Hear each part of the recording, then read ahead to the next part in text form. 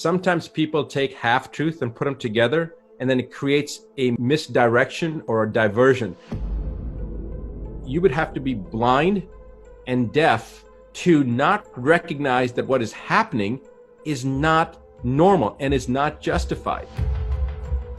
The only way that you can control people is by keeping them in ignorance. But as soon as a person becomes empowered with knowledge, the one thing is that nobody can control you once you are aware. You cannot be victimized once you're aware and once you've been empowered with knowledge. Freedom of speech is the freedom to speak. If anyone's not allowed to speak, then it's not freedom of speech, it's freedom to conform to certain parameters of what are acceptable. And then what that's doing is giving power to some authority to decide what is acceptable and what is not acceptable. The world is manipulated by a web, and think of a web, a spider's web, and at the center of the web, you've got the spider. That spider is the non-human force. Around the spider are the most exclusive secret societies, and people in them you probably never have heard of. They're the people really running this cult from the inner sanctum.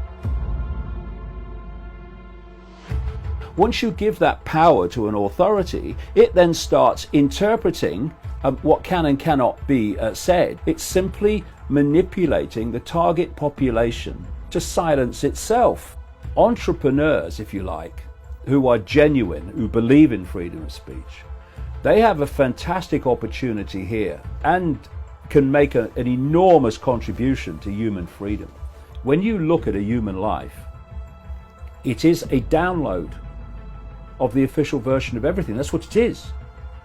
This is why vast numbers of people have no other filter for their view of reality, self, world events than the information they receive from the mainstream media and mainstream everything. You tell me what I've told you and I'll give you a prize. You tell me what I've not told you because you've got a mind of your own and you're questioning it, and I'll ring your mum and dad and say you're a disruptive influence in the classroom. We keep each other in line by ridicule and condemnation for the crime of being different or questioning the norm. And how has anything ever moved forward in the entirety of human history, ironically? People questioning the norm. Because if you don't question the norm, you go into an eddy or vortex and you go round and round and round and nothing moves on and nothing expands. But that's the idea. You cannot control a population of critical thinking, free thinking people, questioning people, in the way that you can control a population that just accepts like a sponge the official version of everything. When you go through the level of ridicule, one of two things happens. Either it destroys you and you withdraw from the world, or you let go of the prison that most people live in, which is the fear of what other people think.